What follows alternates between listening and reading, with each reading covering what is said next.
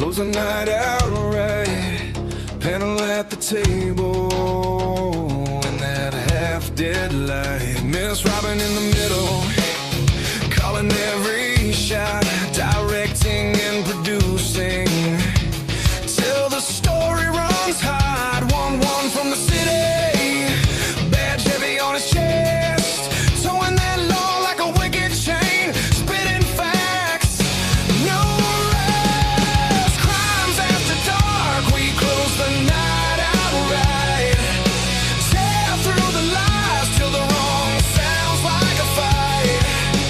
All of the answers buried so deep out of sight. We watch the threads unravel, we watch the threads ignite.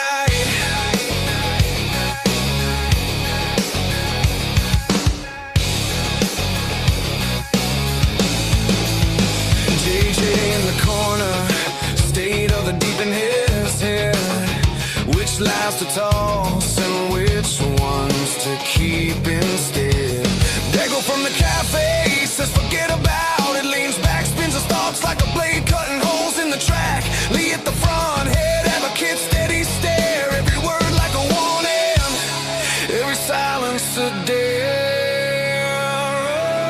All of them leaning in, clock crawling, eyes bright, every secret feels louder than the buzzing of the night. Crimes after dark, we close the night out right, tear through the lies till the wrong sounds like a fight.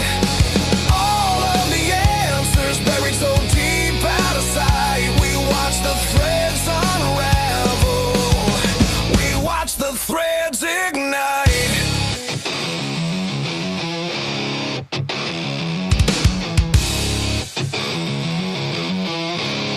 You can bury it in paper, you can lock it in a file, but the truth bleeds through, drip by drip, tile by tile. We're dragging it to daylight, name by name, line by line. If you wrote it in the shadows, we'll read it out this time. Yeah.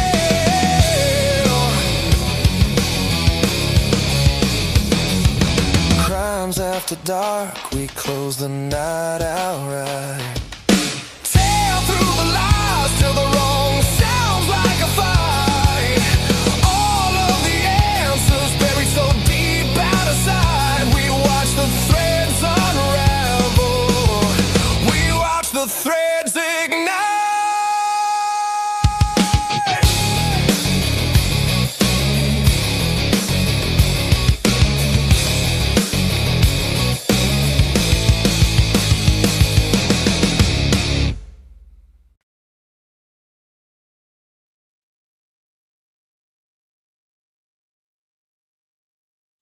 Well, hello out there, everyone. Welcome to another night of Crimes After Dark with Devil's Advocates. This is the Sunday edition, obviously, because it's Sunday. Imagine that. So good to have everyone here with us. Hope everyone had a fantastic weekend and that you will have a fantastic week ahead. So, just wanted to welcome in, uh, say hello to all of our mods. Of course, we have the amazing Amanda, the wonderful Essie Michael, and we have the amazing Pennywise. So thank you to all of our mods and to all of the mods on all three channels. How blessed are we that we have all of you mods out there over in the sauce and the believers and the blue crew. We are so blessed that we have all you guys with us each and every night. And we're, of course, tonight is we're covering this is part 2 of the Princess Diana case. So we're glad that you have joined us. Thank you for doing so.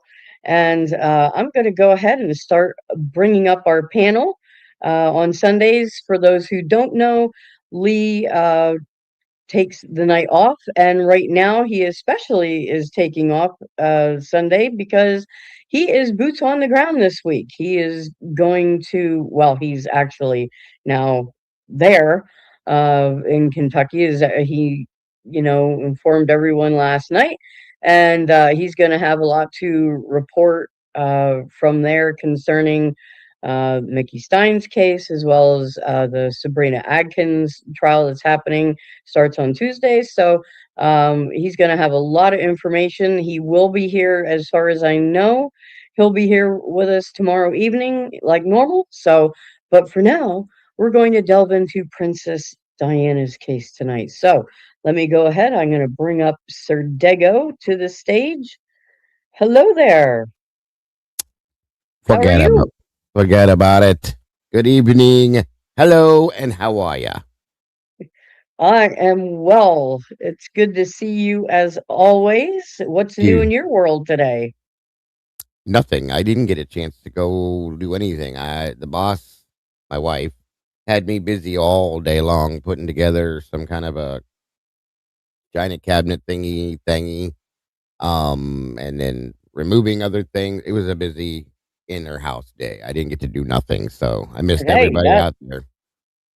yeah, that's important stuff. I know what it's like putting that kind of stuff together. I actually enjoy it Yeah, though. I'm one of the weird people that I guess kind of likes it. So, I like but doing it too.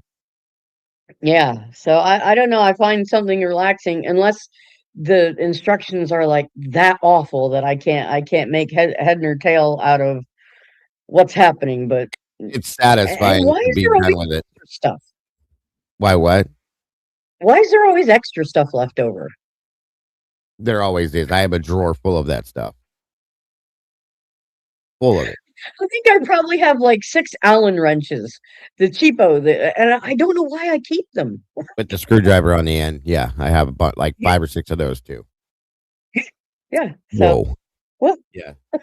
alrighty. Well, anyhow, I will bring up Miss Logan All to the right. stage. Hello, how are you, honey? Hi, good. How are you guys? Okay. Good to see you. Yee. So I sat down at my computer today, literally 3 hours ago. I was so excited for tonight. Yeah, I was sitting down like 3 hours ago, like, is the time yet? I'm so excited. I'm really excited for Like, today. I'm so glad you're here with us tonight. I felt so bad last week. I was like, oh man. Nah, it's okay. We have those days. That is very true. That is very, and you're better to let yourself have some rest than to push. So, but yeah, we're excited that you're here tonight. We're Yes. looking forward to hearing your thoughts and so forth on this case. So I'll Yes. go ahead. Am I any brighter, Uh, by the way? Is it any brighter in my Yeah. face? Is it? Okay. Uh-huh. I you look actually fine. Yeah. I turned my little ring light thing on for a change since it's always so dark in here. I've Oh been no, you look good. Yeah. to put my makeup on again. So. I will say we seem to be having, as per the usual, a little bit of StreamYard issues. So if folks out there, if you notice we're glitchy or don't be surprised. StreamYard is doing some funky crap. So which is nothing unusual, but we shall persevere and push on through. So We hear I you, am gonna. Bronx. Did you hear What's it? him? You hear I was Bronx? like, we hear you, Bronx. He's back there whining. I can hear him. Yes. He's doing his little. Well, he has to have his part too. I It's He mean. wants. always when I'm, like, doing something and I am having to do something else, like, actually do it, then he's like, Yes. That's Wait, my attention." I'm like, "Dude, you had attention all day." as They're soon as they're Robin they're gets on just this. Yeah, as soon as Robin gets on this camera, Coda appears. He'll either pop his head in on the screen or on the back of her chair. It's every time. I swear to yep, God. every time. So I expect that he'll be along pretty shortly. So I'll be surprised if he doesn't. So Right, right. all right, I am going to go ahead and bring one to the stage. Captain or Captain, how are you? Good to see you, I'm sir. great. How are you doing? Oh yeah, buddy. Yeah. I'm peachy. I'm on a high from all this celebrating. I'm joining you. Yes. Yes, Yeah. it is awesome. I'm so full of emotion. I can feel it over here. I do. I feel it. I'm just We full of can run piss from excitement. we can feel it together. Yes. Yes. Together, buddy. 1, 3. Yeah. No, just Hell yeah. How is everyone? oh my gosh. Good to have you you back. know, we're just kids at heart. Yes. Get a little Yeah, get a we little missed you. toy. I have to play with it. I don't ever get to use mine. I use mine accidentally. I guess I got lead the other night and I had no clue it was on, and he was Well- like, "What the fuck is wrong with well, your?" What are you talking it's about? kind of funny. We had a meeting earlier, and they thought that you had joined Mm. because like a funny 'cause you- sound, but it was Oh, yeah, me. the distortion. And they're like, "Wait, Dago's here. Wait, no, he's not here." Wait, No, where I is he?" missed it. Unfortunately, I tried to log into it and it was already over because I had just didn't see the thing for it until after the fact. So I was like, "Shit, Yeah. I'll be at the next one. I promise." Yeah. All right. You better. All I'll right. track you down. But Yeah. anyhow, I guess I'm we happy. should. Yeah, go ahead. I'll Yeah. start us off. I'm happy. Logan is feeling better, and she's, I got a bunch of info all over the place, so I don't know where we're gonna end up, but we'll end up somewhere. We generally do. That's Yes, usually a we good do. thing. Yep. All right. Yeah, It's go good ahead to and be read us in. alive. It's a good to be alive in the den on a Oh, Sunday yeah. night. Jackson, Juliana, and my beautiful wife. Love you guys. There are deaths the world accepts, and then there are deaths it memorizes. Not because we understand them, but because something about them never sits still. Tonight, we return to the final hours of Princess Diana, not the icon, not the headlines, not the fairy tale, but the timeline. A sequence of moments so delicate, so strangely misaligned that even decades later, they still tremble when you touch them. It begins quietly, too quietly. Security altered, protection reduced, patterns broken, without explanation. A woman who knew she was watched, suddenly moving without the layers meant to keep her safe. A trip that feels improvised, a plan that keeps changing, doors opening, then closing, then opening again. A hotel exit that wasn't supposed to happen that way. A car that shouldn't have left when it did. A driver who shouldn't have been driving at all. And somewhere in between those choices, minutes slip through the cracks. Witnesses remember different things. Timelines bend. Statements don't quite line up. Time stretches, then collapses. Inside a tunnel where light vanishes for just a moment too long, the world fractures. We're told it was an accident, a tragic convergence of speed, circumstance, and fate. But fate doesn't usually leave this many loose ends. Why the urgency? Why the secrecy? Why the silence that followed? Why does the official story feel rehearsed, while the timeline feels improvised? Evidence appears late. Other pieces disappear entirely. Key questions are answered, but only halfway. And the longer you sit with it, the quieter it gets, the more unsettling it becomes. Because timelines don't lie, they don't have emotions, they don't care about optics or public comfort. They only show you what happened and what didn't. This is Devil's Advocates.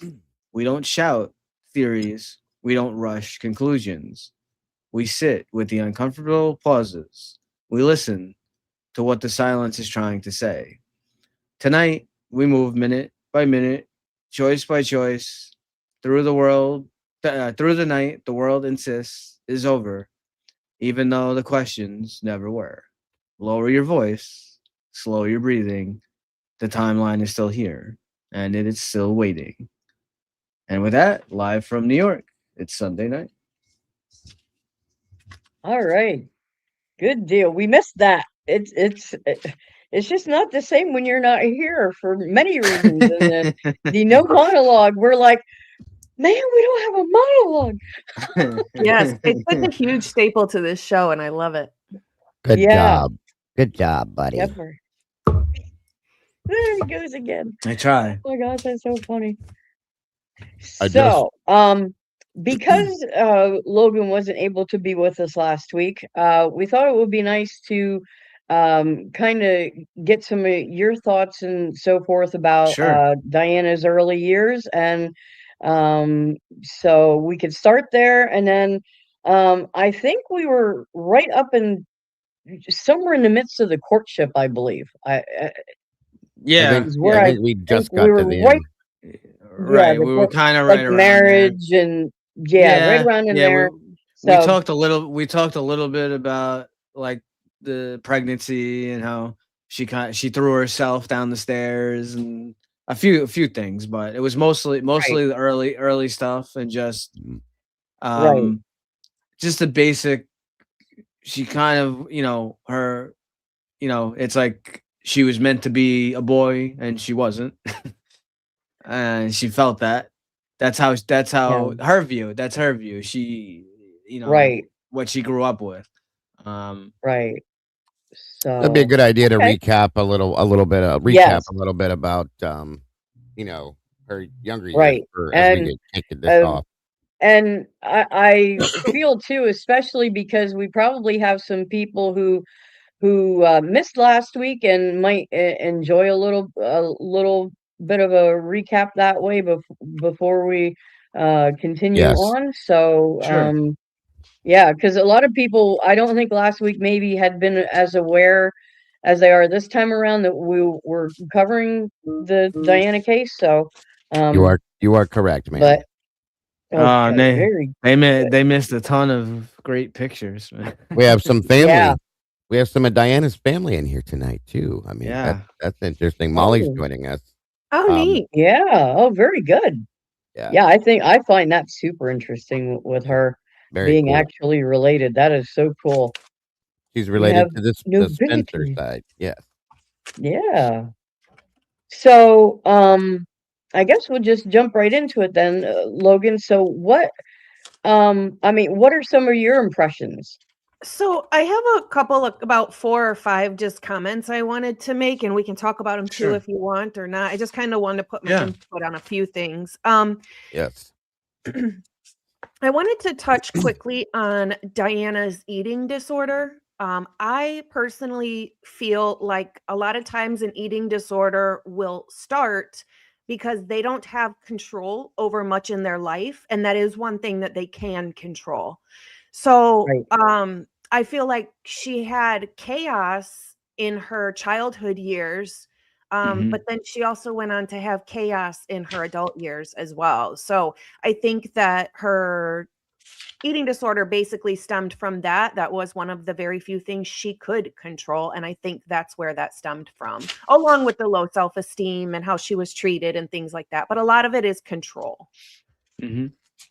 Right. And that's an interesting point about that a lot of people don't stop to think of with that particular disorder. It is a self-esteem issue, but also when you don't have, much autonomy in your life, you find ways because our minds are conditioned to crave control. We want to control our destiny. We want to control everything to do with our lives. So when that is taken away from us, we try to gain that control any way we can. So yeah, that's a very interesting point. Very interesting. And I agree. And to take that going into what she was heading into, that's a recipe for disaster. Absolutely. And I'm glad you said that, because I also feel like she went from the family she grew up in, to having low self-esteem and not being heard or seen or literally anything, straight into the exact same thing with Charles, the exact Yes. same thing. And I think that she was ultimately okay with it because that's all she knew. Right. That makes And sense. unfortunately, she didn't have one person in her life that told her, "This is not okay. It's not okay to be treated this way. You need to leave," because everybody around her wanted her in that situation so they could have the benefits of the relationship as well. Right. And I agree 100%. And that's like what we spoke about last week. That was so probably a big thing with the eating disorder. And that it was probably like the main thing that she decided to make these secret tapes that which then became a book, which led her on, recipe for disaster to later on with the interview and all that. But Yeah. her tapes, these secret tapes, she had, like, everyone has to have some way of letting out their emotion, and she Hmm. really, and it's not like from her own voice, from stuff from in this book that she describes. She was it's not like she didn't know how or she wasn't trying. She tried to reach out, just people wouldn't listen. And Right. it's like I said last week, it's just amazes me. I know, maybe we have some younger people in here who, I mean, she died so long ago now.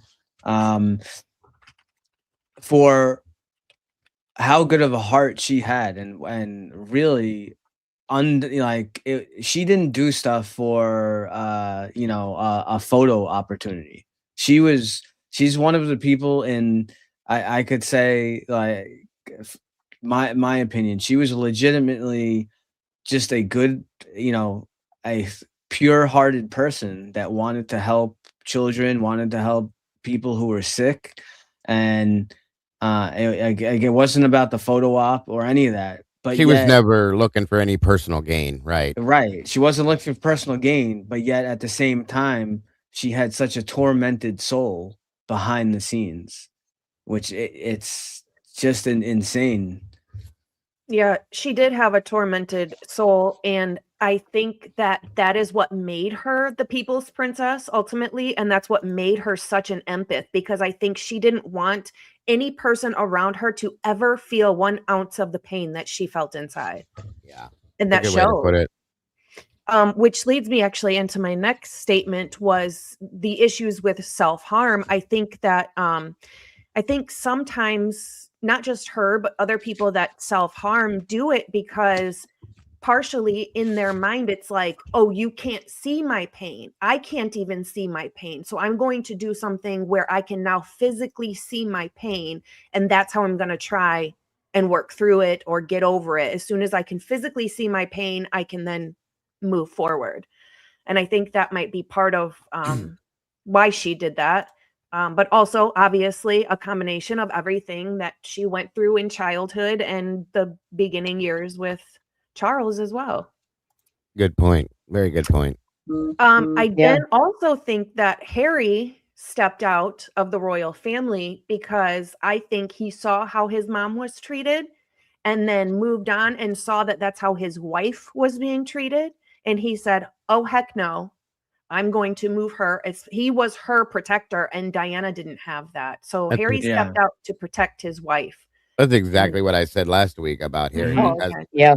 no, it's good that you said that because it's like that's what I imagined too. After seeing what his mother went through as a child, growing up in that Oh mix, yeah. that yeah, absolutely. I'm not going to put you through this. I know what they're going to do to you. We're going to get away from this now while we can, and I believe that's what he did. Diana never had a sense of safety in anyone around her her entire life. Even when she thought she had a sense of safety, Right. Right. Charles's family was bugging the phone, so she couldn't Always, have a private conversation. It yes. was just a Yep. sad, sad upbringing for her. Just not that she had a bad upbringing looking from the outside in, it was just in her soul. She Mhm. didn't get the love she needed in the way that she needed it. Right. And I don't know if you guys touched on this last week, and I might be jumping a little ahead, but I just wanted to make sure that the audience knows and remembers that before Diana married Charles, she did find a piece of jewelry that was from Charles to Camilla, and they had pet names on it. And Diana asked her friends and family, "What should I do now where I'm about to get married? Everything's planned." And everybody told her, "You better stay." So she knew that there was something going on, and Yeah. Mhm. Yeah. found the jewelry, and everyone told her to stay.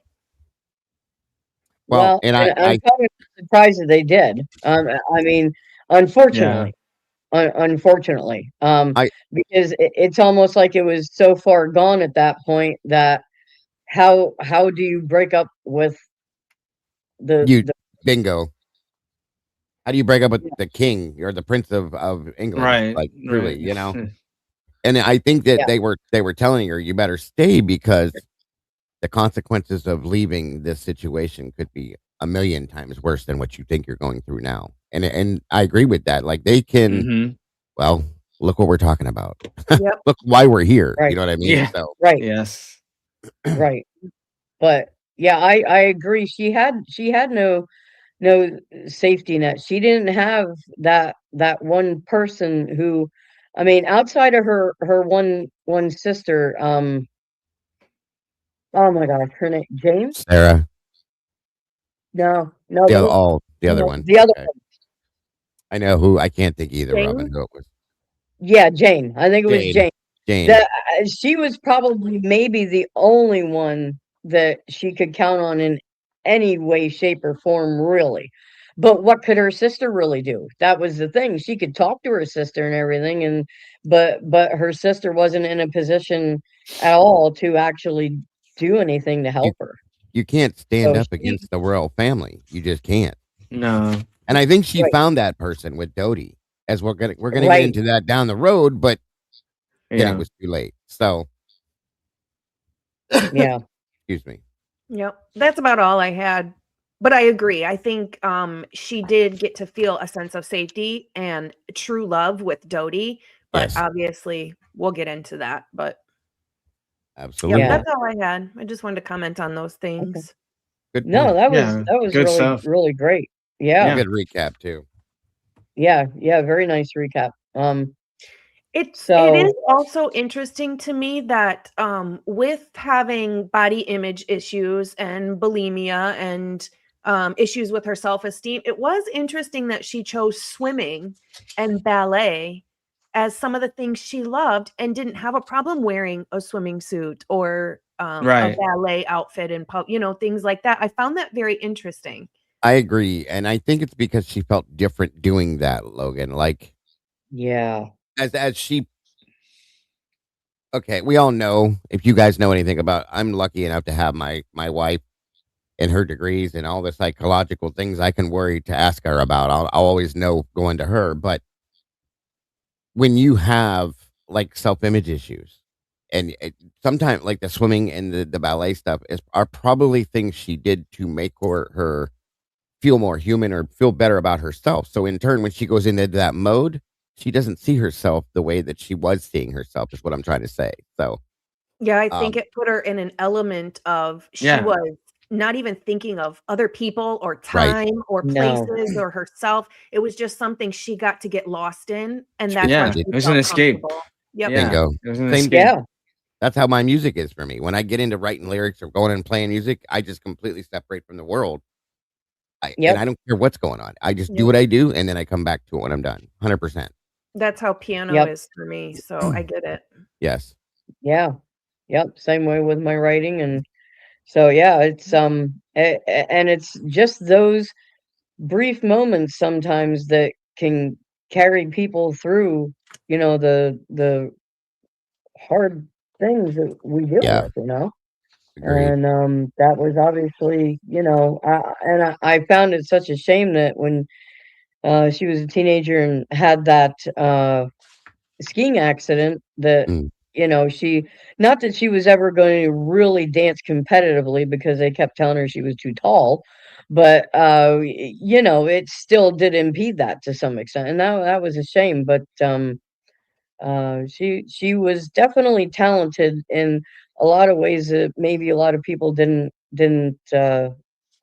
realize. So And yes, I see you Yeah. guys in the chat talking about Fergie. Fergie went through the same stuff, Princess Fergie, if not worse, as well. oh yeah, There's a whole background thing going on with her. So yeah, So yeah. She so didn't have it easy just either. to kind of just jump on a reminder from last week, some of the stuff that Logan just brought out, because we touched on it last week, talking about the bulimia and the self-harm and all that stuff. So again, for those of you who didn't join us last week, so um, Princess Diana wrote. There was a book published that basically was from her. I think it was called Her Own Words. Okay, so it's from her tea. So it's It's basically all of how she felt. So it's not just like what someone else thinks. And so to add on to what Logan was saying there about the bulimia and the self-harm and stuff, she basically talks about the psychological engine, and it shows how pain escalates when there is no safe witness. She's physically sick, emotionally panicked, and still forced into ceremonial duty and then punished for not doing it flawlessly. She describes self-harm as communication. In trauma psychology terms, this can function as a desperate attempt to convert invisible pain into visible crisis, because visible pain is dismissed. So she was crying, begging for help, and gets a hard emotional wall. And then the third part, the cruelty is structural.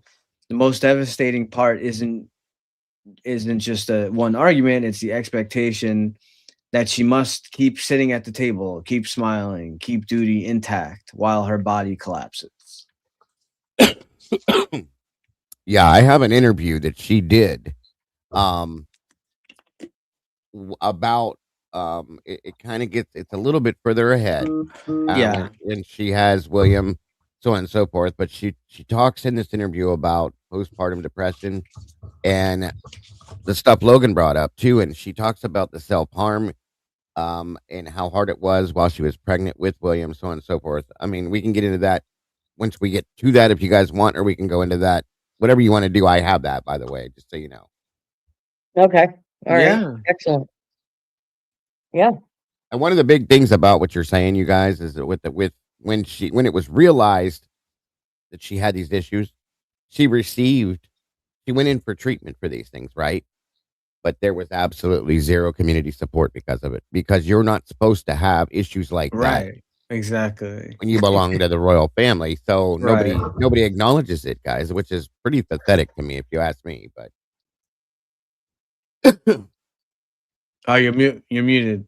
yeah, Not only being in the royal family, but also that was a different time as well. I mean, at that time, we didn't really look at, or a lot of people didn't really look at getting help from a therapist or counseling as, oh, you're working on yourself.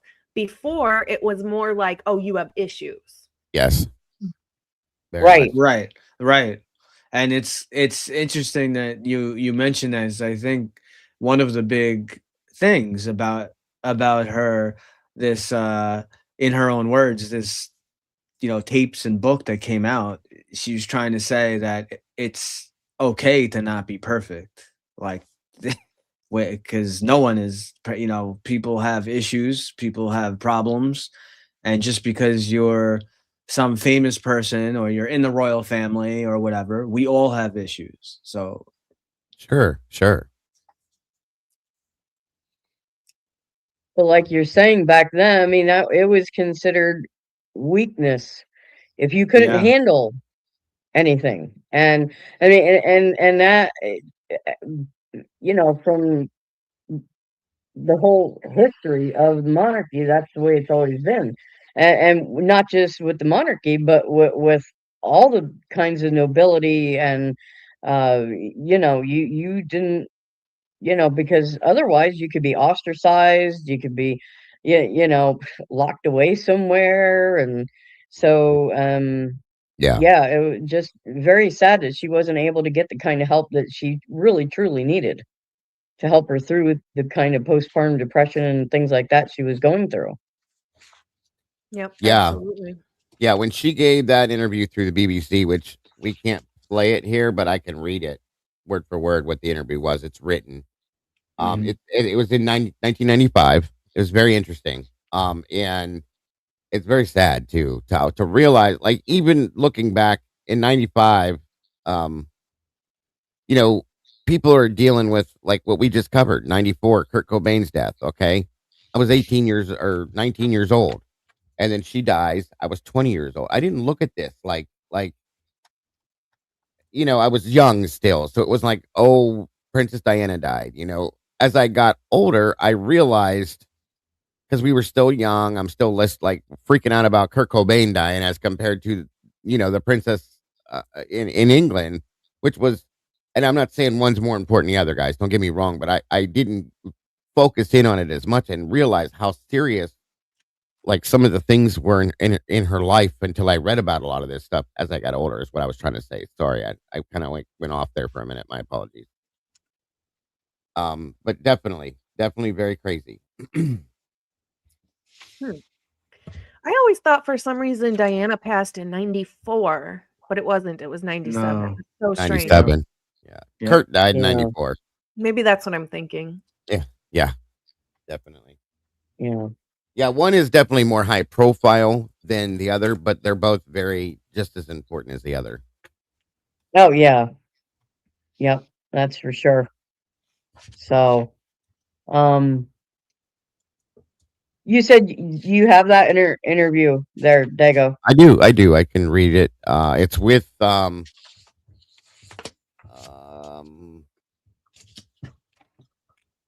Martin Bashir, from the BBC.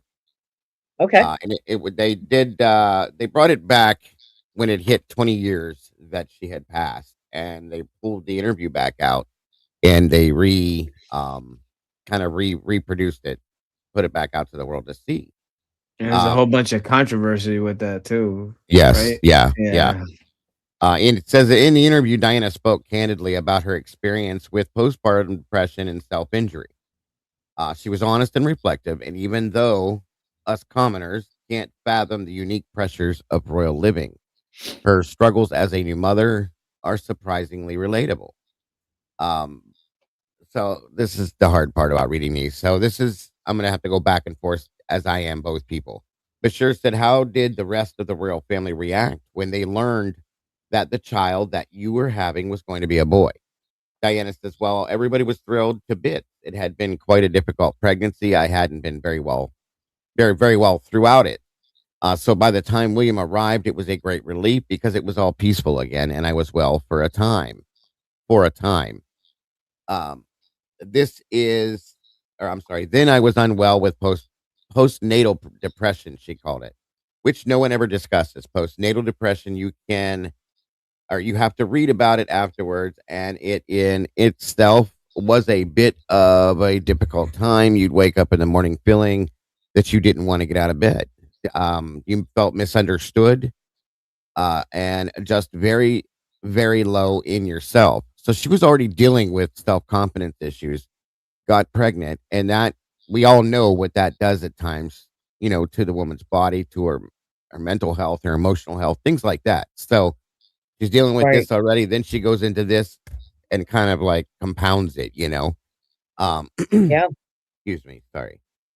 And then Bashir says, was this completely out of character for you? And she says, yes, very much so. I never had a depression in my life. Now, a lot of the stuff that she had dealt with when she was younger, she didn't realize from what I read out of the one book, what it was, why she felt the way Right. she did. So Right. she didn't quite get it. You know what I mean? And Yeah. she always presented herself as a very happy, outgoing person. But like you said, one has said this many a times now. she had a tortured soul, which, Mhm. that's a basis of depression in a lot of ways if you look at it. So, um, yes, she said, very much so. I never had depression in my life. But then when I analyzed it, I could see the changes I'd made in the last year had all caught up with me. And my body had said, we want to rest. So here's the part that I was explaining to you guys a little bit ago. Bashir says, so what treatment did you actually receive? She said, I received a great deal of treatment, but I knew in myself that actually what I needed was space and time to adapt to all the different roles that had come my way, as we spoke about. I knew I could do it, but I needed people to be patient and give me the space to do it. Bashir says, when you say all of the different roles that had come your way, what do you mean? Diana, well, it was a very short space of time in the space of a year that my whole life had changed, turned upside down, and it had its wonderful moments, but it also had challenging moments. And that goes back to what we talked about last week when she was brought in, to the palace, the family. She had to go through speech classes to be able to give speeches. She had to do etiquette classes to be able to learn how to act as a royal. Many, many things that they put her through all at one time, which, Right. she was still, when she came on board with the royal family, she was already a very well put person, for lack of better terms. And they took and made her do even more of that, just to be able to be part of this family, which is wild. To go through speech classes, folks, imagine that, to be able to give public speeches the way that they want you to. That's crazy to Right. me. Yeah, it So, wasn't Yeah. there was a certain protocol for how to conduct herself when yes, giving a speech. It wasn't just a matter of, researching something, getting up there and saying it well. There was a certain protocol for doing it. So, yeah, 100%, which is wild. Like, we all think, oh, well, you write it down, you stand in front of a million people and you say what you say. It don't work that way there, guys. It just doesn't. no. So, um, Bashir says, so what effect did the depression have on your marriage? She says, well, it gave everybody a wonderful new label. Diana's unstable and Diana's mentally unbalanced. And unfortunately, that seems to have stuck on and off over the years. Bashir says, are you saying that the label stuck with your marriage? Diana says, I think people used it and it stuck. Yes. Um, Bashir says, according to press reports, it was suggested that it was around this time that things became so difficult that you actually tried to injure yourself. Diana says, when no one listens to you or you feel no one's listening to you, all sorts of things start to happen. And there it is, guys. Yeah. She was pushed to the back burner. They used her face to present with Charles as Princess Diana.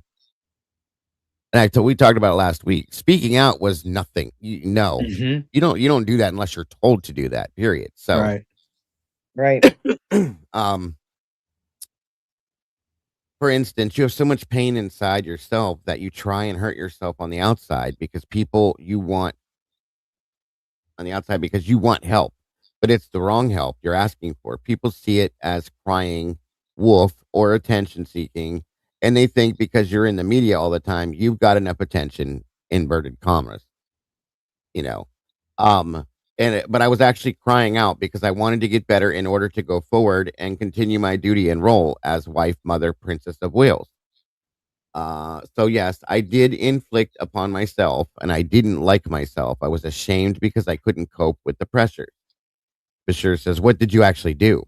Diana, well, I just hurt my arms and legs and I work in environments now where I see women doing similar things and I'm able to understand completely where they're coming from. Bashir says, what was your husband's reaction to this when you began to injure yourself in this way? Diana says, well, I didn't actually always do it in front of him, but obviously anyone who loves someone would be very concerned about it. Bashir, did he understand what was behind the physical act of hurting yourself? Do you think? Diana says, no, but then not many people would have taken the time to see that. So stopping right there at that point, imagine this woman's hurting herself to get attention Yeah. and crying out to the world. The royals don't look at things like this as an issue. It's like, what the hell are you doing? And she was so ignored by him on a regular basis anyway. He probably didn't even see it. She's probably like embellishing that right there to make it sound better, in my opinion. Okay, because he probably didn't care, guys. In my opinion, I just don't think he did. I mean, he wasn't home half the time anyway. Right. That's it. So, Yeah. Right. so and then when he was home and she was trying to talk to him, he didn't want hardly anything to do with her. That's it. So He was an arm piece for her, guys. That's what he was. It wasn't they didn't have the let's go to the movies, let's go on a date, let's go spend time together at the park and have a picnic thing. They didn't have that relationship. They just didn't. It was all business. She was there to be seen with him whenever he would make public appearances. She was there to um look good with him, make him Yeah. look good in a sense, and be quiet, and be seen and not heard. We've all heard that. Yeah. So truly, that's what it was, and it's Mhm. pretty sickening to me. It was never about compatibility with them. It was just that she looked No. good Yeah, in that moment for the family and for him. almost like what Yeah. we said Yeah. last week, like an arranged marriage, guys, is basically what it Yes. in a, Yeah. in a Yeah. sense it was. It's really saddening to me. And Bashir says, were you able to admit that you were in fact unwell, or did you feel compelled simply to carry on performing as the Princess of Wales? She says, I felt compelled to perform. Well, when I say perform, I was compelled to go out, do my engagements, and not let people down, support them, and love them. And in a way, by being out in public, they supported me, though they weren't aware just how much healing they were giving me, and it carried me through. And it says the interview reveals how brave Diana was at the time. There was a strong stigma of mental illness, which is true. That's what Logan had said before. And she helped to start a conversation, and for that we have respect. So there's that part of the interview I thought was kind of important to fit in here. Very interesting to me, and like in a sense, like it says there, she kind of put her foot forward and helped people to be seen for the emotional and mental. I mean, she spoke about it. People didn't talk about that then. It was taboo, Absolutely. cutting and things like that. You didn't talk about that kind of stuff back then. She kind of helped start I guess you could say, in a sense, maybe like a movement to say it's okay to talk about this. Yeah. It's okay to say, hey, I need help. So Yeah. Yeah. Yep. She started it with her tapes and that book, and then further with this interview. Yeah. very much so. And I think that's that was that's like where the culmination. Yeah. Once this interview, that was like the beginning of the end for her. when you said it was controversial, you're not supposed to talk about that stuff, especially with who she was affiliated with, who she's married to. No, you don't do that. But she did it because that was Diana. And that's why Right. she was always in the news and always the controversial situation, because she did what she did. And you gotta love that. You gotta have some pride in who she was, and that's why everybody looked to her. I think Logan said it. That's why she was the people's princess, because she was kind of, in a sense, all of us. Be able to speak out on things, did things you weren't supposed to do. Would take that extra step to see what happens, to try to help in other senses in that way. So yeah. Yeah. Which is something she did really, in a sense, kind of all of her life, because she did have defiant moments. I mean, Yeah. she's from nobility, but she went out and she held these, you would call it like a I don't want to call it menial, but for them, someone of her station. I mean, she was a teaching assistant, like in a kindergarten, essentially. She worked as a cook for a little Cook, while. right.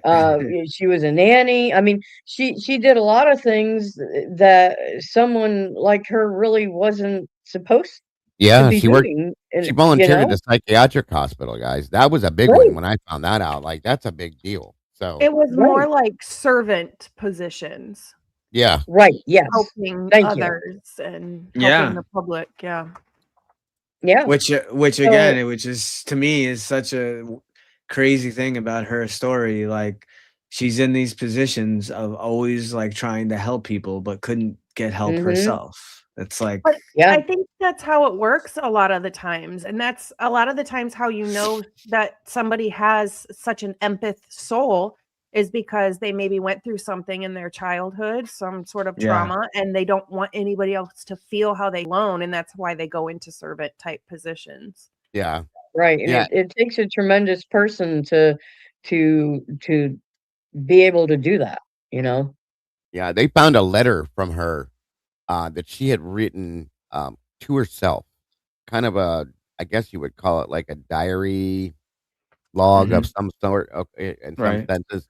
That just 2 days, folks, 2 days after marrying Prince Charles, she admitted that she felt terribly, terribly lonely.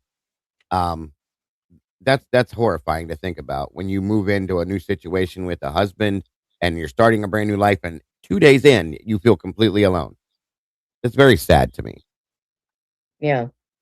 I think she Yeah. also felt a sense of loss of her independence because up until till then, she had her own independence. She was making her own decisions about her future, and then all of she marries Charles, and all even before they were married, that just stopped, and she had to do what Yeah. she was told to do. Yeah. Yeah, And so I think when she started, talking in interviews and so forth, that was her kinda, like, rediscovering herself in a way. Mhm. yeah, yeah. And that letter, I misspoke. I'm sorry, you guys, and I hate when I do that. That letter, she was when she was new there, she didn't know anybody, okay, other than Charles, and she didn't even know the Queen because they didn't converse very much. So she wrote this letter to somebody by the name of Mark Simpson. He was a Buckingham Palace footman, okay, who was close in age to Diana. We all know there was a big age difference between her and Charles and most everybody else that was there at that time. She was probably the youngest person there. Sorry, guys. And That's okay. that's a no no. Like you don't write a personal letter to, let alone anybody, but let alone a footman at the palace. Ye- Mhm. mm-mm. And it says that her stay was made so much easier by your company as it was so terribly lonely. We had so many laughs for that. I can't thank you enough. Now, do you realize that something like that is immediately a scandal? Okay. Because anybody would read that and say, what do you mean are your times together? She's not supposed to be spending time with people like that, especially not a footman, for Christ's sakes. You know what I'm saying? Mhm. So, Right. those are the kinds of things like when Robin said she did that kind of stuff. She kind of put herself out there and did these things. She probably didn't look at him in that way, but that's how they're going to look at it and how the world would look at it. That she was cheating per se. You know what I mean? Yeah. It's just, it's wild because, we don't see it that way. She was that lonely that she has these conversations with a footman at the palace, just so she didn't feel like she was lonely all the time. And they would laugh and joke Yeah. and talk about things and stuff. It's kind of sad. So, Yeah. I'm gonna leave and come back real quick. You are glitching like crazy, Dago, and I think it's on my end. So Yeah. I'm gonna leave No, real quick yeah, I and hear him fine. okay. okay, so I think it's me. So I'll be right back, guys. So just talk amongst yourselves and whatever. I'll be right So back. when she signed the letter to Mark Simpson, signed off on it, it says she signed off with warmth and humor, referencing her shared cereal rituals and adding a large thank you for being you. Much love, Diana.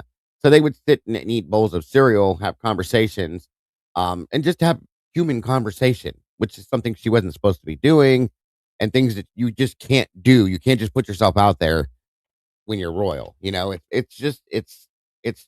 It's wild and weird to me to hear these things. So, um, and all that was when she was living at the palace, transitioning from being a normal person, as they called it, to being royalty, and all the things that she went through at that point. So I thought that was kind of interesting.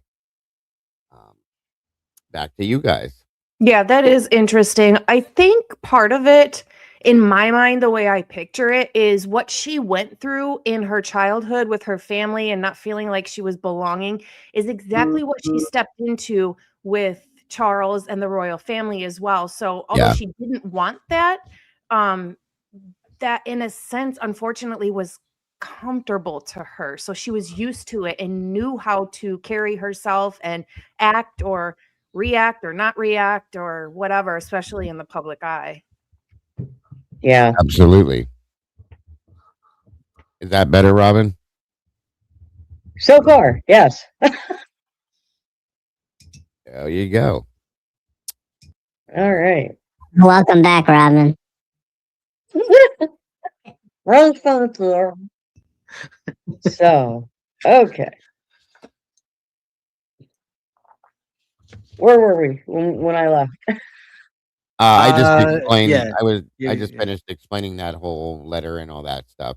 I didn't know if you guys Oh, wanted okay. to jump forward or if you wanted me to keep going with any of this stuff. Whatever you guys want to do, it doesn't matter. 1-1. What did you Okay. have? Yeah. 1-1. I don't know. Well, I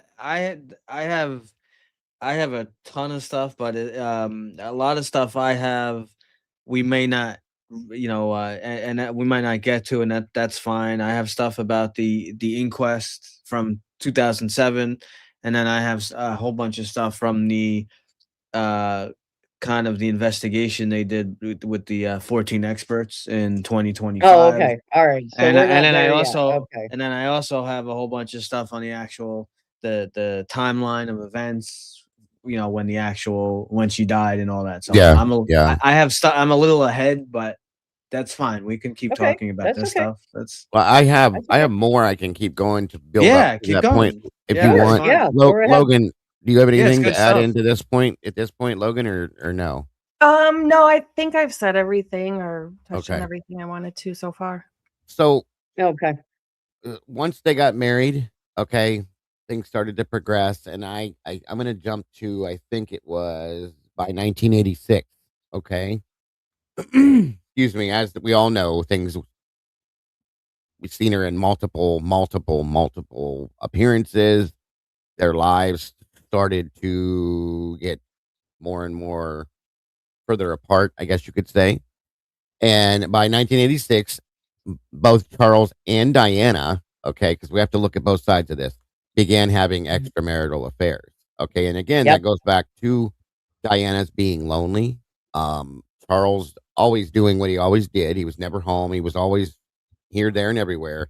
I think one of the first ones he started with, of course, we know Camilla Parker Bowles, however you say her name, Bowell, whatever. That's when they started their kind of their thing. I'm not a fond of her at all, so excuse me. I'm not either. And he says the way it reads, it says an unhappy Charles turned to his friend Parker Bowles in 1986, beginning an extramarital affair with the woman who would become his second wife and queen consort. Sorry. He confirmed his infidelity in a 1994 interview conducted as part of the ITV documentary Charles, the private man. The public role asked directly if he'd been unfaithful. He told the interviewer that he'd been faithful until the marriage became irretrievably broken down, us both having tried. So, Bull crap. yeah. Yeah. That's I right. call It's such a bullshit. lie. He didn't try anything. Okay, he did what he No. did. He did what he wanted. He did how he wanted, and left her to the back to deal with things. And at some point, loneliness is loneliness. Okay, Right. you have to have human interaction in your life to survive. In my opinion, you cannot just sit and go make all these public appearances without him by your side, which she did a lot of that.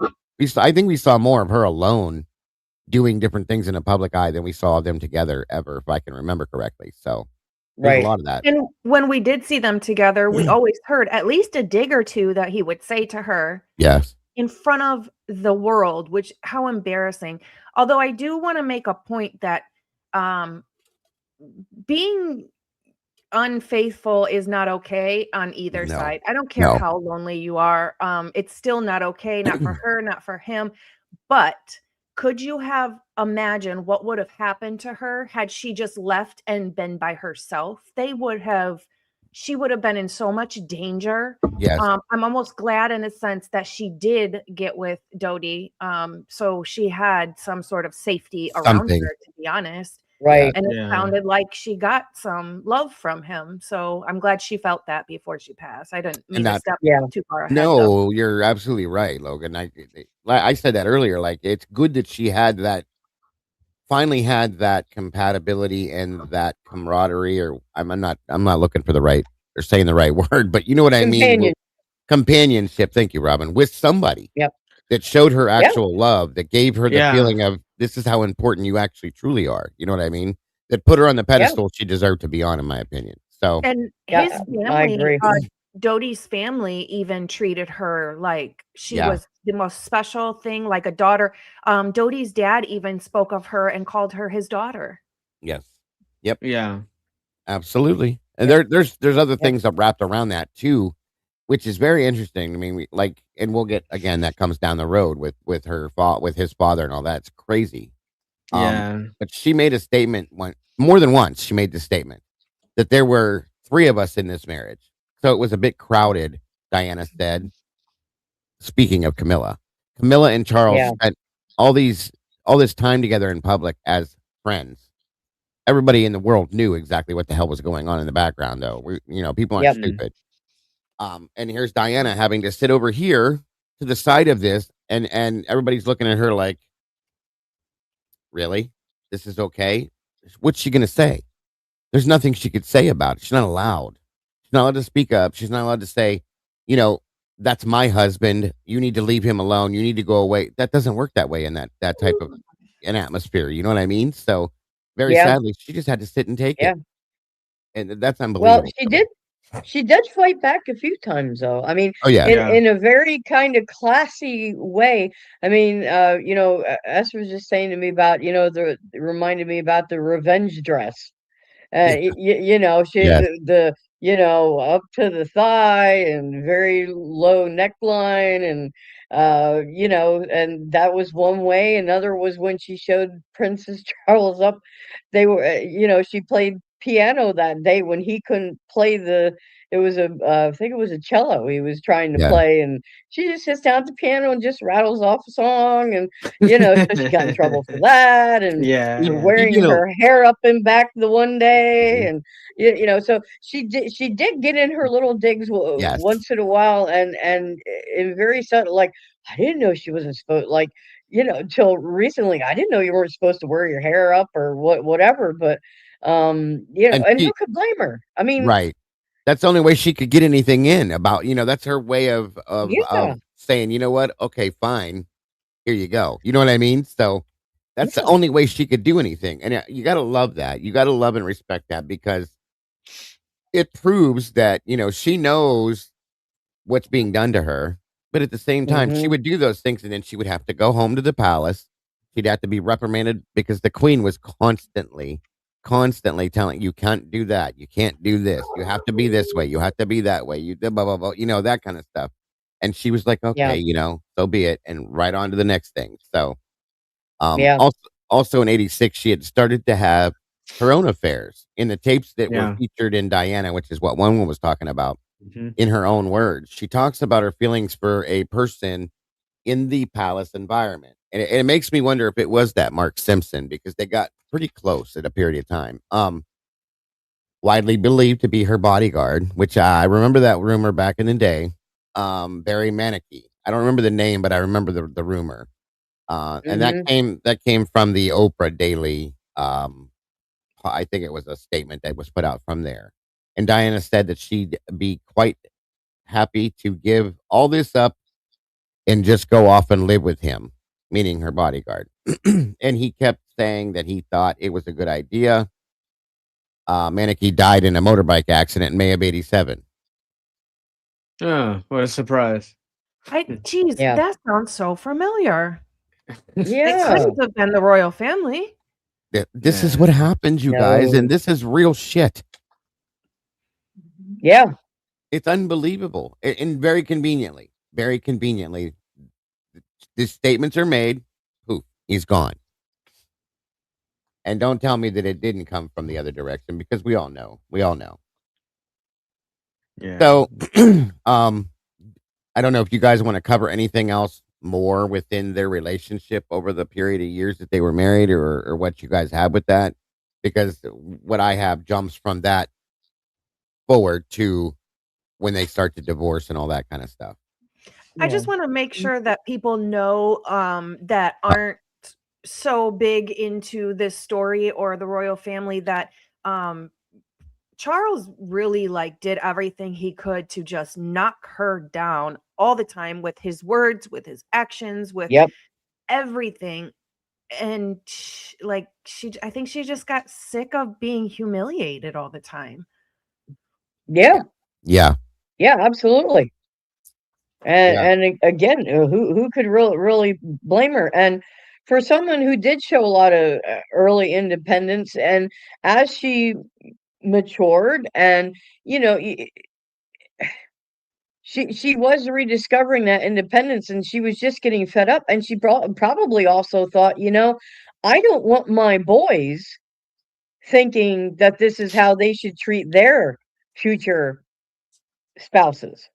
Yeah. Yeah, Sure. I was That was the You know, one. That was because the one thing. The one thing that, although she was a tormented soul for many years, and yes, she did throw herself down the stairs, during one of her pregnancies, but um, her children were like, that was like the one thing that I think actually gave her happiness. Yeah. Her actually, so There's a photograph with what Robin was talking about was some of the stuff she did that she wasn't supposed to do with the clothes she wore and stuff like that. This is one of those, and it was listed. The photograph was listed as the unbelievable dress is what it says, because being with the royal family, you don't do this. If you want to throw that picture up, Robin, as you notice, like the low cut front of it, the shoulders being exposed, all that kind of stuff. That's not how they're supposed to mhm, dress. Which is right. it's a beautiful dress. The whole look is beautiful as she was, but yeah, she wasn't supposed to do stuff like that. That's what Robin was like saying, and Hmm. so on and so forth. So yeah, I thought that was interesting that you brought that up because I had that photograph sitting over here. yeah. Um, that's one of them. There was another one that I think the one you were talking about exactly was a red dress. Wasn't it a red dress? Yeah. Okay. Yeah, I thought so. I seen that one too, but this was another one because if you look at this, it doesn't show the whole thing because I think they were not allowed to take a photograph of her if she wore anything like this below that level. That's my understanding. So I don't know because it was That's un right. something to the royal family or something. It was disgraceful or some shit. But anyway, Yeah. was this the revenge dress in black? I'm looking. There's the black one, but I thought there was a red one too. So did I. Yeah. I'm not locating it, but I'll try to find it maybe for next week or something. But Well, the either only other one I'm finding is there is another black one. yeah. This is one that they were saying was a highly, highly, highly not okay. So, Yeah, that's the one I found. Yeah. but again, I mean, she looked remarkable in it. You know what I mean? Oh She my did. God, yeah. Yeah, She can pull it off, and that's yeah. probably partly what they were pissed at. And there was really nothing exposed, you guys. There's nothing. If you No. Yeah. look down, it doesn't go to show anything. It's just when you're in that family, you don't dress this way. Period. And it's just, oh no, you know what I mean? So ridiculous, ridiculous. So Yeah, anyway, I just thought Could I'd show you that. could you imagine how Charles would have treated the children had she had girls instead of boys? I mean, he oh ignored the man, boy. boys already, but my goodness, They would have been miserable, and it would have been Yeah. miserable. it would have been horrifying. yeah, yeah, yep. It's so yeah, she was probably trying to set an example for the boys. Is this isn't how you should treat your future spouses, please. Yeah, definitely, definitely. I need to step away for a minute, folks. I'll be right back. Okay. Sure. But kids usually learn by watching rather than listening to Hmm. what somebody tells them to do or not to do. And I think that their mom passing away in such a horrific way. And when they grew up, they probably knew what actually happened. I think it took her passing away for them to realize and understand, I need to take everything my mom said to heed and actually live that life rather than just listening to her say, hey, don't let somebody treat you this way, but also don't treat somebody this way like your dad treats me. Right. Yeah, absolutely. So,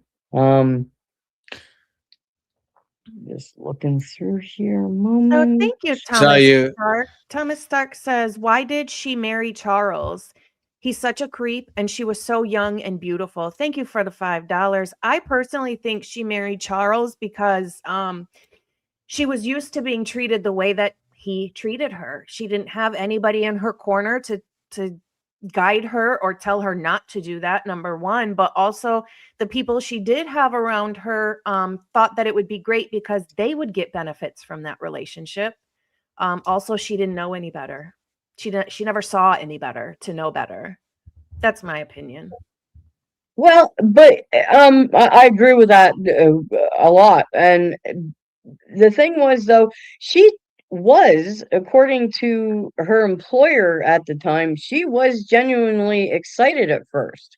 Like, I think he also presented to her at first, because they only met 13 times before they got engaged. Right. That And was they it. were all They had a in lot of phone formal- calls. Yeah. So I think he kind of maybe had her a little bamboozled at first, that, he was this gallant, uh, so, that kind of thing. And then she very quickly found that was not the case. Yeah, she thought he Um, was gonna be as like a zone of safety for her, and he was not. I No, mean, think of how most people are when they very first start seeing someone, dating someone, talking to someone.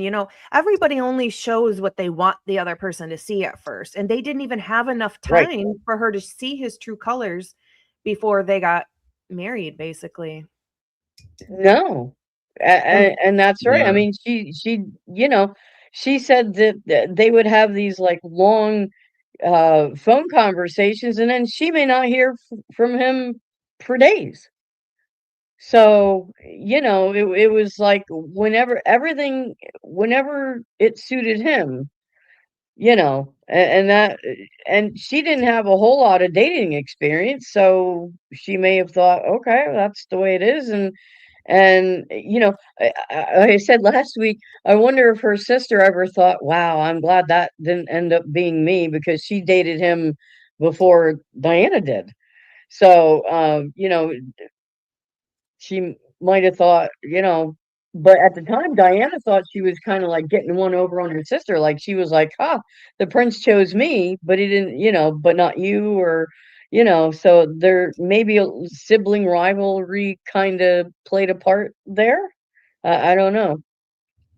So, Robin, you were right. I found a little info about that dress. So it said Oh, okay. if one image of Princess Diana Spencer has stood the test of time, it's the photo of her arriving at the Serpentine Gallery Gala in 1994. She looked stunning in the form-fitted black chiffon dress that just barely skimmed her knees, and she paired the look with black stockings, black pumps, stunning jewelry, and of course her effortless poise. So what made the look so inappropriate? The context of the day, really, as noted by people, uh, the magazine people. Prince Charles had admitted on national television that he had been cheating on Diana that afternoon. And instead of letting the confession get the best of her, she stepped out in one of her most daring outfits of all time. On a human level, for Diana, you can only imagine how upsetting that would have been, not only to hear that, but to know that now the world has heard it. Uh, People's senior editor, Michelle Torben, said some may have decided this was altogether too much and tried to avoid the cameras, stay out of the limelight, just let the storm pass. That is not what Diana chose to do that night. Yeah, I'm going to share here. Let me add it to the stage. I don't want that ad. Get out of here. I mean, look at Yeah, there you this. go. There's That's the it. red one. Yeah. No, Yeah. yeah, but it is the black one. The That Yeah, it's was the black one is what they termed, I we're guess. talking But about. I mean, look at her. I mean, Mm-hmm. this is not how the royals at that time were dressing. Right. And she looked spectacular in anything she wore, even casual clothing. I mean, she could pull off almost anything. So, I mean, she was just a stunning woman, and how anyone could choose Camilla. Yeah. I don't I know. It doesn't make sense. It will never make sense. I agree with you. It's so Yeah. crazy how in these dresses it almost seems like she's trying to be a little saucy, but Yeah. she just always ends up looking elegant and beautiful, Classy. no matter Yes. just classy. Yeah. It's crazy. Yeah, She just admitted absolutely. class. Yeah, absolutely. Just gorgeous.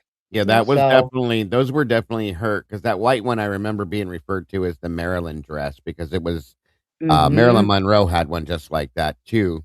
And these were her little I love it because they're like her little in your face type things that she did. She did a lot Yeah, of stuff like that, guys. yeah, I don't know if you guys knew this. I forgot about this. I was going to say this earlier, but dude, she did things like this all the time, not just like dressing certain types of ways, but she went and publicly did things that you just Yeah. don't do. I think it was in 87. It was in April of 87. They said she made a revolutionary move by going and shaking hands with someone who had been diagnosed with AIDS while opening Britain's first specialist AIDS/HIV unit, something unheard of when the crisis was at its peak. You didn't do that, especially when you're somebody like her. You know right. how taboo that was back in the day. Oh my God, you can't touch somebody, blah blah blah. They can't breathe on you. That kind of dumb shit, you know. Um, Yeah, but she did it. She absolutely did it because, like one has said many many times, she cared about people. Period. No matter what happened, Yeah. she cared about people.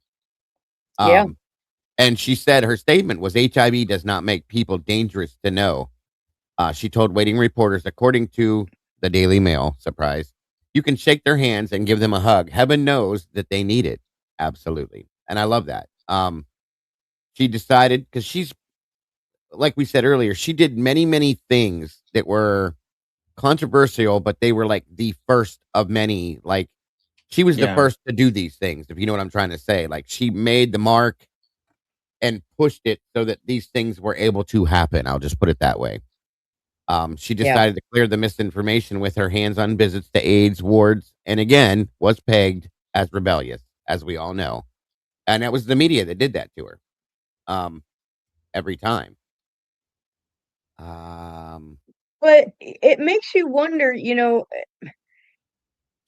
maybe it's too bad more people in the royal family kind of didn't follow her example.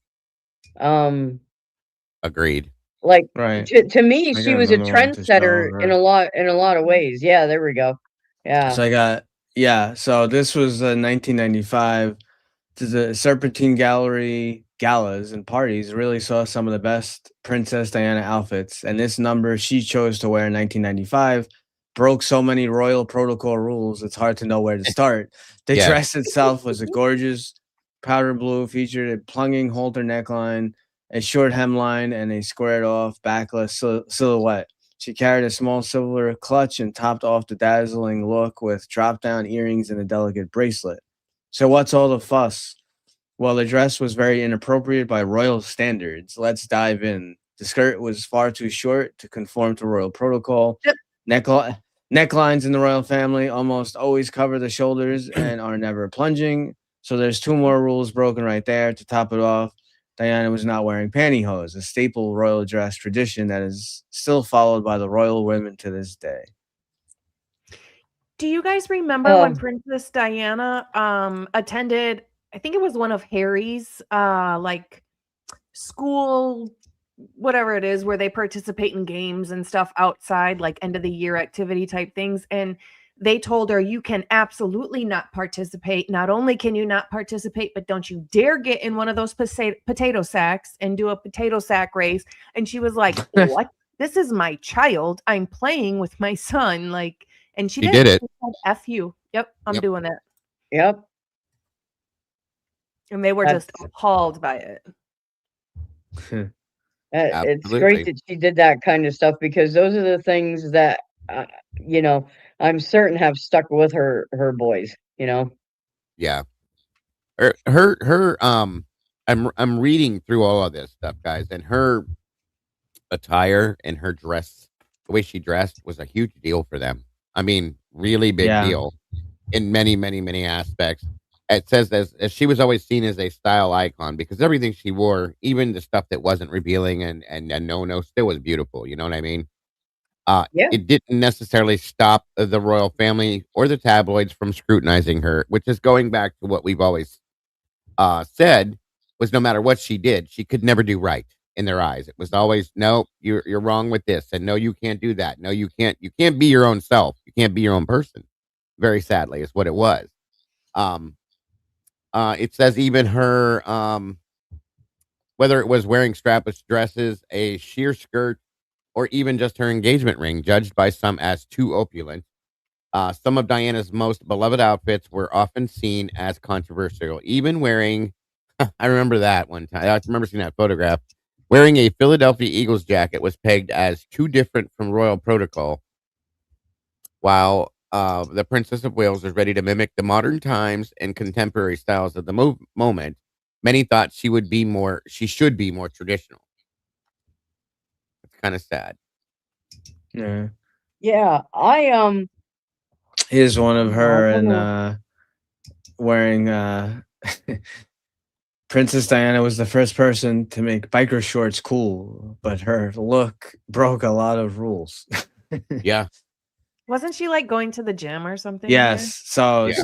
yes, and this outfit that she wore, it's funny later on. So it actually sold for 53,000 at an auction in Jesus. 2019 because it said the piece was special not just because Princess Diana wore it, but because she used it. Right. This But yeah, this so this was after she was going through the divorce already. Um yeah, so she wore skin tight biker shorts, sunglasses, messy hair, and we couldn't love her more for it, but the look was highly inappropriate for a member of the royal family. And even after yeah. her divorce from Prince Charles, it seemed as if the royals still expected Diana to dress like they did.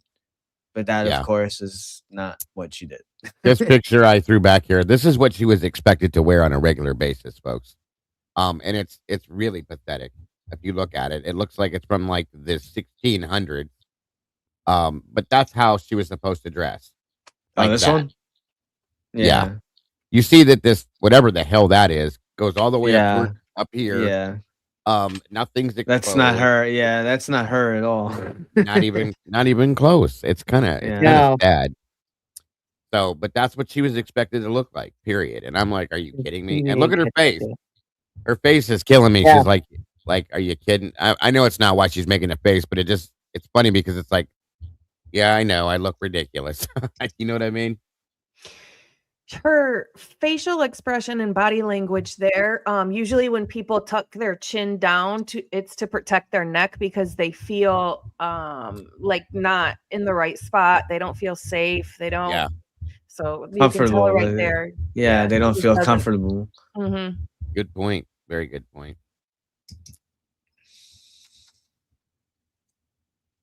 I was trying to find that ring. When you said about the ring, Dago, that's what Oh, yeah. I had actually researched the ring, Yes. and Yes. oh my, There was a by big deal today's made about that. standards, it would be like it would be worth between 20 and 40 million dollars. Her engagement ring. Yeah, her Yeah. engagement ring. I would Definitely. Yep. actually think it would be worth more than that. Nowadays. Well, Oh, yeah, now, yeah. So, but back then it was I think it was like 38,000 pounds or something like that back then. But now because of all the provenance with it having been worn by her and and so forth. It would be, and the type of sapphires that were in it and everything, because it was 18 karat white gold, and I forget how many carats the Yeah, diamond was, and it was like 28 carats the diamond. And I don't know. I can't it find was it now. Damn it. 12 carat. Thank you. Thank you. It was Yeah. So I a mean, sapphire and diamond ring, and at that yep. time it was valued at 37,500. Yeah, that was Wow. pounds. That's not. Yeah. So I But mean, still back it's then too, just that's an a lot. extraordinary thing. I Yeah. can imagine wearing that. And does Princess Kate wear that now? Yeah. Yeah, Kate she has it Middleton? now. I can't remember if they made any alterations to it though, outside of size, maybe. I knew they But gave it to somebody else. I couldn't remember yeah, who. yeah, Princess Catherine has it now. Yeah, Yeah, Right. so Kate Middleton, that is absolutely beautiful. yeah, This is the deepest blue. Oh, so pretty. Um, right. Are we gonna get to like how she met Dodie, when she met Dodie, things like that? yeah. Okay. Yep. Yeah. They also said one of the other big things that was a big deal that she wasn't supposed to do was she talked about politics with people. And that was a no-no. That wasn't her place to do that. The prince, the men are only supposed to do that kind of stuff, or the queen. She was not supposed to do that, but she did it constantly, and it was a big like no, no, no, no. You don't do that. There were many things that were like that she did. Um, yeah, whenever you guys, whichever direction you want to go, you guys, it's up to you guys. So Yeah, go right ahead. Yeah, I just wanted to try to show this. Okay. If I can't get it to, let's see. Why is it not? I keep trying to save it, and I don't know why. Annoying.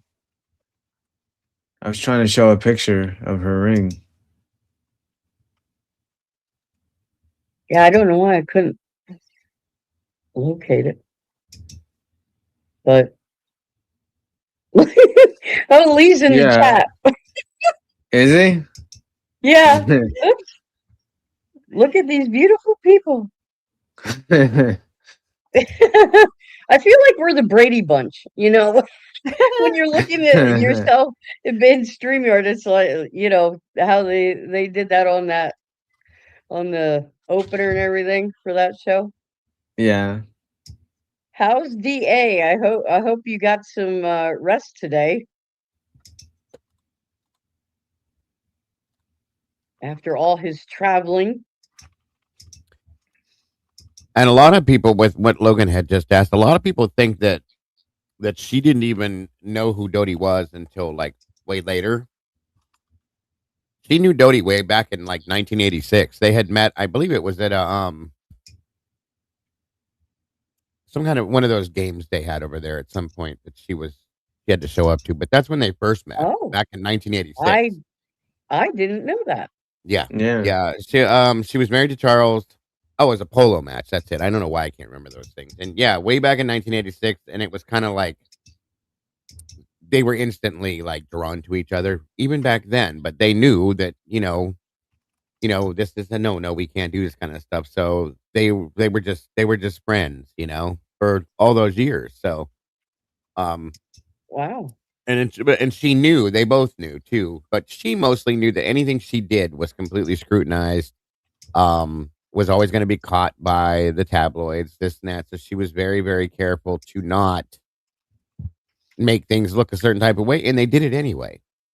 They did it Right. anyway, just like they still do. They still do this kind of stuff.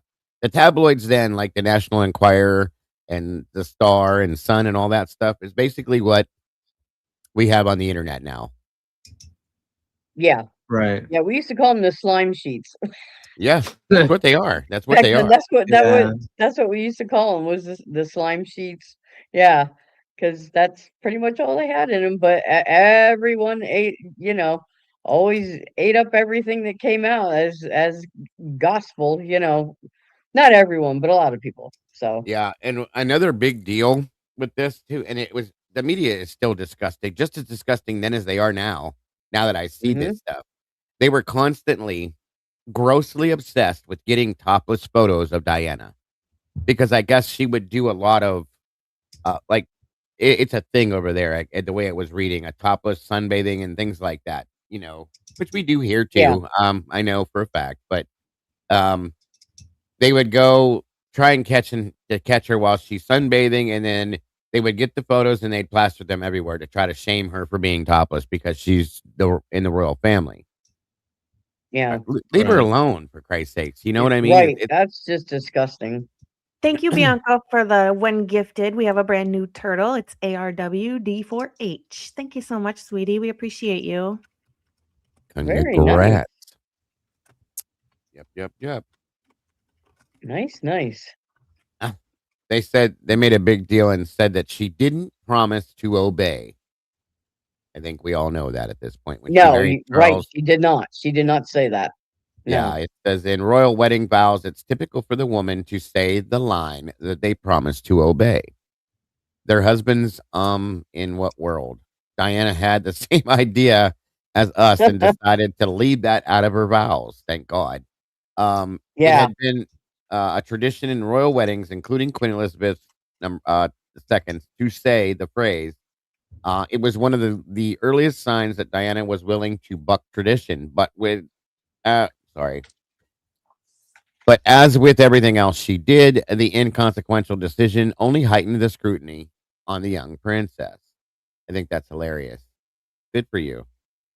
And Yeah. she also another big deal that she bucked everything. It seems like almost everything she did, she was bucking the system with it.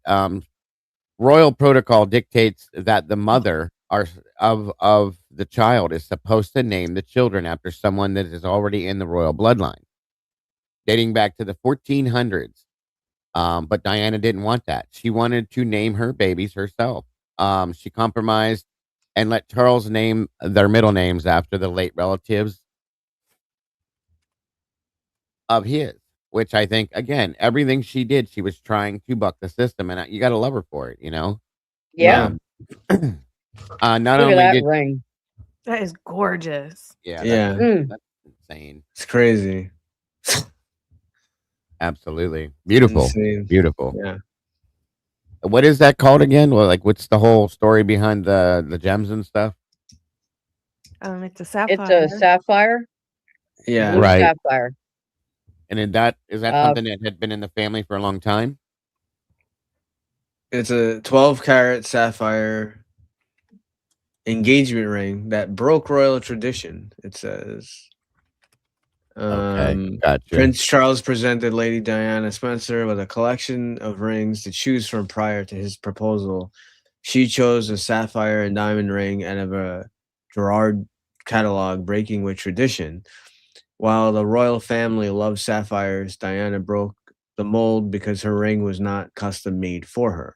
Right. Very Interesting. pretty. It was in a catalog actually in 1981 that was available to everybody in the public, which is why the royal family couldn't stand that she chose that. Yeah. Surprise. So, yeah. The sapphire They and diamond wanted- ring was valued at $37,500 in 1981, which translates to roughly, it says, 132,913 in 2025. The 12 karat oval Ceylon sapphire ring was chosen by Diana herself, broke tradition as it wasn't custom designed for the future Princess of Wales.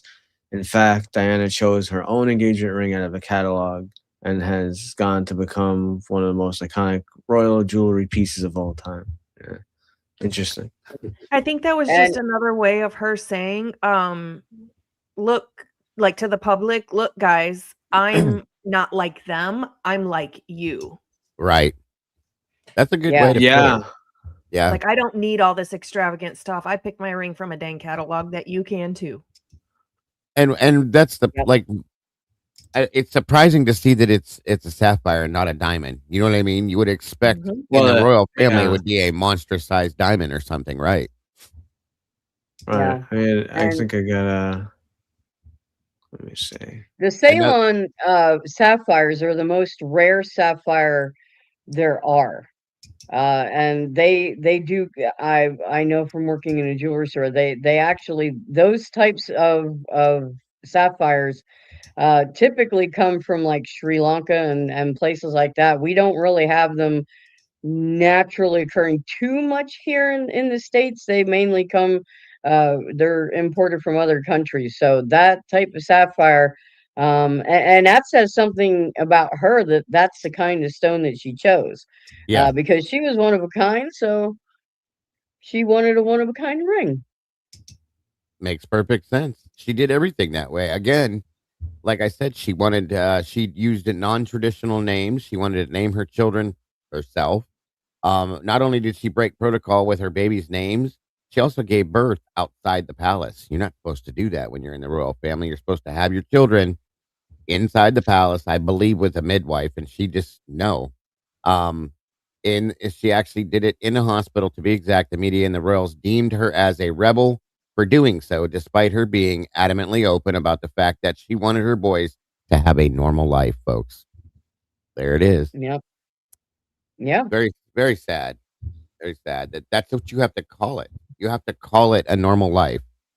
You know, I mean, Yeah, it, these are it, things we take for granted. Where we can, where are we going to have our kids? What we're going to name them? We don't, you know, most people they have all those, eh, all that independence. So people can say, "Oh yeah, she was rich and all this," but it just goes to show that that kind of money that does not buy you happiness.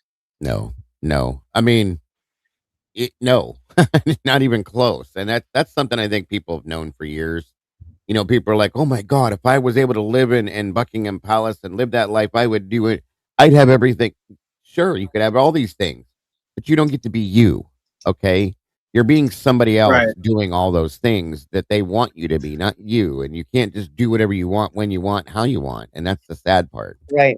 Yeah, and you lose yourself of you lose your identity by 100%. And that's part of what I when think happened to her. Yeah. that's where all these like eating disorders and all this other kind of stuff comes because Well, everyone needs some kind of release.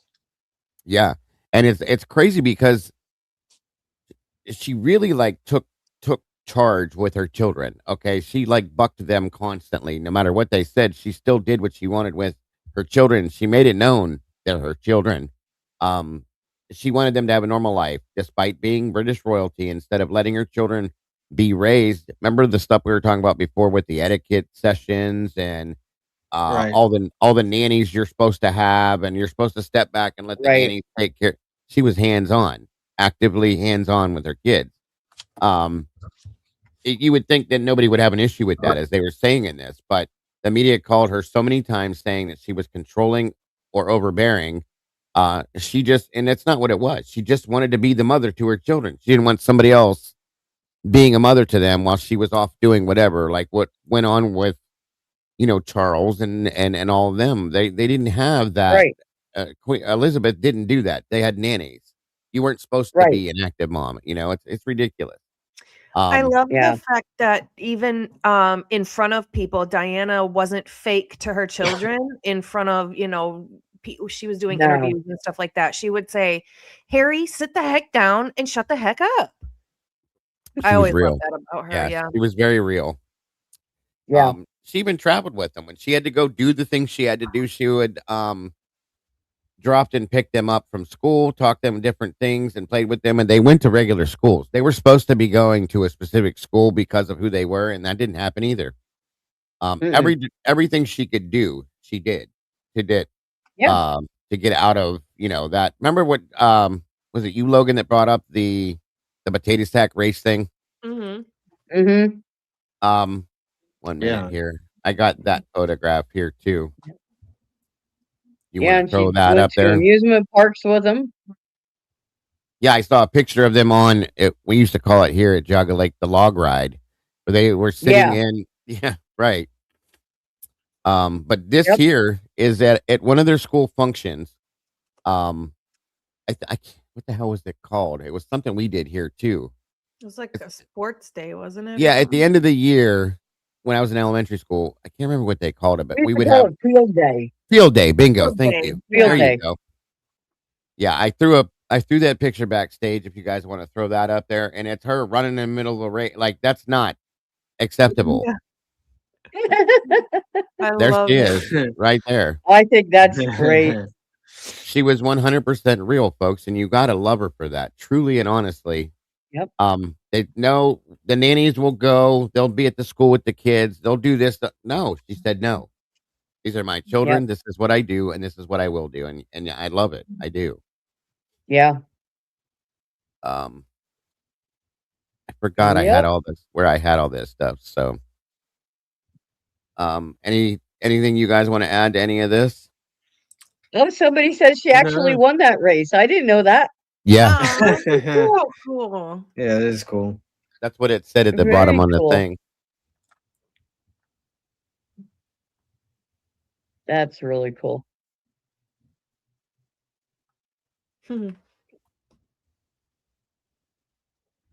Yeah, there's so many cool things about her that she did, or the things that she chose not to do and not act like royalty, that just made her the people's princess.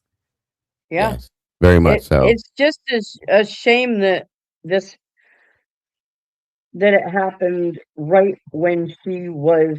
I kind of think of her kind of like the butterfly emerging from the cocoon in a lot of ways. You know, she was really owning her future.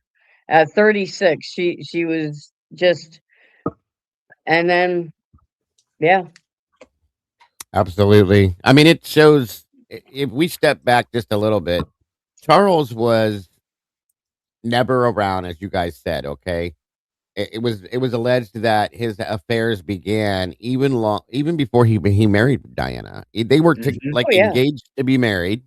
Okay, she's going through the etiquette courses, classes, whatever you call it, speech classes, and that, and he's out doing it already. They're not even married yet, you guys. So that tells you what type of a person this man is. Mhm. I want to say, um, what was her name? Dale Tryon. She was one of his first loves. So why didn't he marry her? Okay, I mean she's an attractive woman. It's funny because they all kind of have some resemblance to Diana. It's wild, um, with something. But yeah, why didn't you marry her? If this was your first love, why didn't you marry her? Or is it because she wasn't good enough? You know what I mean? If there was not that little touch of nobility or something there, maybe I don't know. Um, probably maybe his mother said no. You know, she does not yeah, have the proper pedigree, so therefore she is not going to become a part of this family.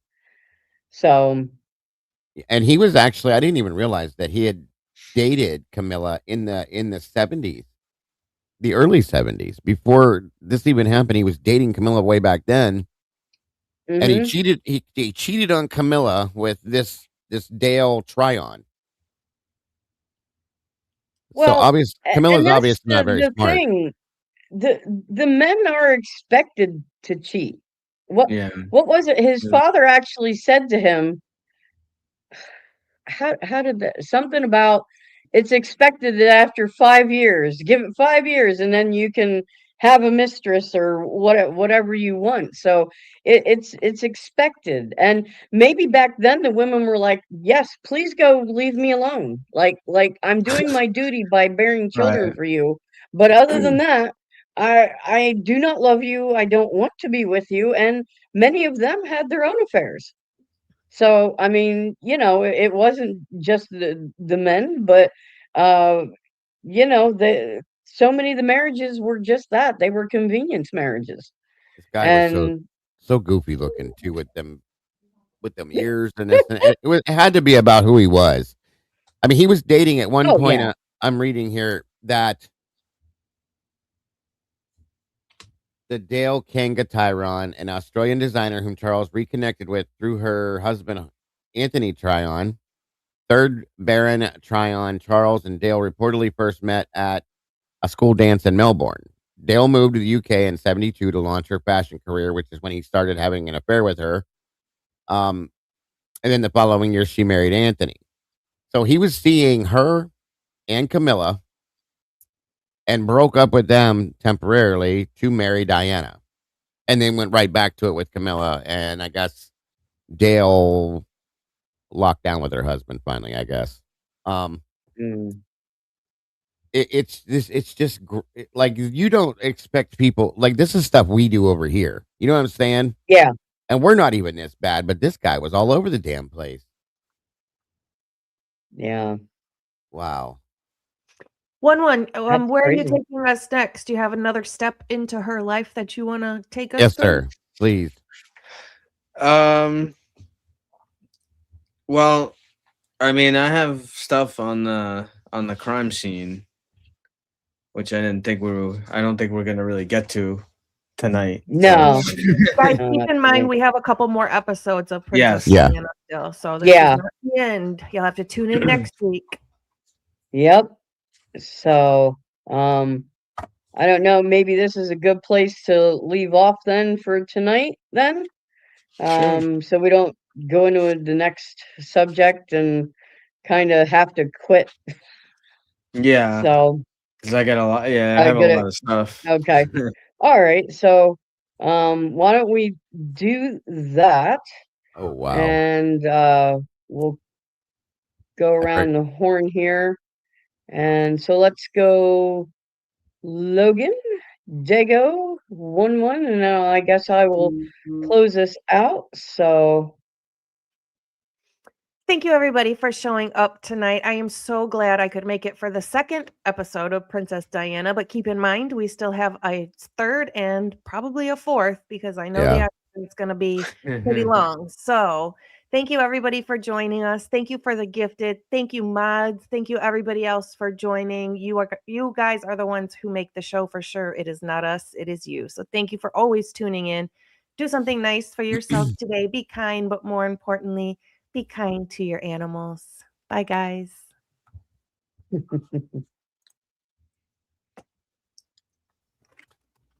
Thank you all for joining us again. I appreciate you all so very much.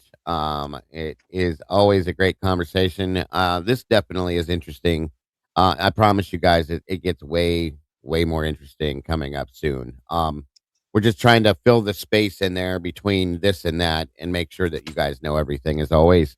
So yeah, I'm looking forward to the next couple episodes because it's where it gets really interesting. Thank you, Logan, 1-1, and Robin, as always, for being here with us. And thank you to all you amazing moderators whom we would not exist without, and all of you beautiful people out there. Make sure you love yourselves and love each other. Don't change nothing because you guys are truly the beautiful people, and we'll see you next time. Have a great night, folks. thank you, sir. 1-1. We love all you guys. You guys are the best. We can't survive without you. Great panel. Great. Do you have a movie quote? I do. I always have a movie quote. Let's go. I'm going to get one, I swear. Okay, you ready? Ready.